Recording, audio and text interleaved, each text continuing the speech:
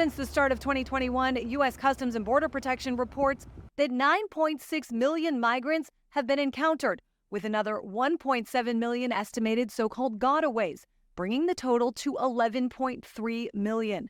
10.2 million were estimated to be living here at the end of 2020. Some blaming the shift in border policy by the Biden administration, which limits border agents' ability to patrol the border. When they've been redeployed to do administrative work, processing work, because the new plan of the federal government and this administration is expedite immigration processing. When's the last time you talked about border security? While President Biden did undo several executive orders put in place by the Trump administration, Homeland Security Secretary Alejandro Mayorkas insists it's part of a global change in mass migration, but also admits plenty of people are taking advantage of an overwhelmed system. The reality is that some people do indeed try to game the system.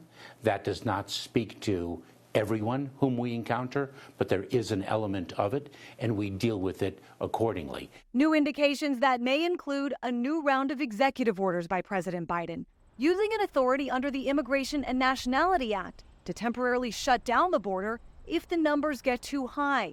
A policy laid out in the Senate border bill, which allowed for activation of the policy if during a period of 7 days, there is an average of 5,000 people who are encountered each day.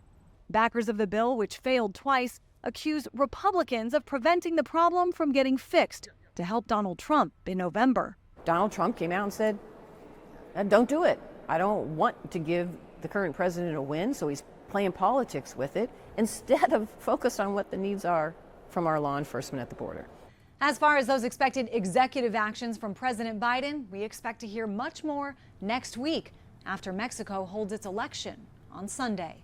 In Washington, I'm Christine Frizzau.